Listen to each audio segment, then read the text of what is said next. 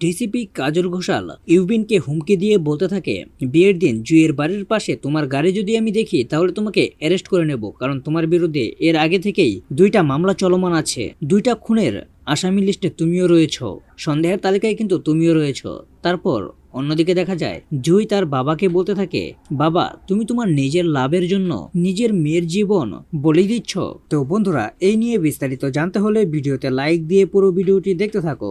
শুরুতেই থাকছে ডিসিপি কাজল ঘোষাল ইউবিনকে হুমকি দিয়ে বলতে থাকে, তুমি ভালো করে শুনে রাখো, ওই বিয়ের তারিখে মানে ওই দিনটাতে আমি যদি কোনোভাবে জুইয়ের বাড়ির সামনে তোমার গাড়ি দেখি, আমি কিন্তু সিম্পলি তোমাকে অ্যারেস্ট করে নেব। কারণ হলো উৎসাহ এবং রাহুলের খুনের পিছনে মানে সন্দেহর তালিকায় তোমার নামটাও কিন্তু আছে।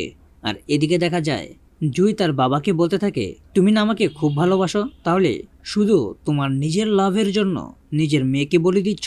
এই কথা শুনে পৃথ্বীরাজ চ্যাটার্জি আরও রেগে যায় আর বলতে থাকে, তুমি কি বলছিলে আবার বলো তো। জুই তখন স্পষ্ট করে আবার বললাম শুধু নিজের লাভের জন্য মেয়েকে কি বলে দিচ্ছ। এবার দেখার বিষয় পৃথ্বীরাজ চ্যাটার্জি নিজের মেয়ের কথায় গলে যায় নাকি নিজের মেয়েকে বলে দিয়ে বিয়ে দিয়ে দেয়। কিন্তু এটা তো কোনোভাবেই সম্ভব নয়, কারণ জুই তো স্বয়ংকে ভালোবাসে আর স্বয়ংও জুইকে ভালোবাসে। তারপরে বিয়ের দিন আসলে বিয়ের মণ্ডপে জুইয়ের জায়গায় অন্য একটা মেয়েকে বসিয়ে দিয়ে জুই বাড়ির পিছনের দিক দিয়ে স্বয়মের সঙ্গে সাইকেলে করে পালিয়ে যাবে এবং দূরে কোথাও গিয়ে স্বয়ংকে বিয়ে করে নেবে।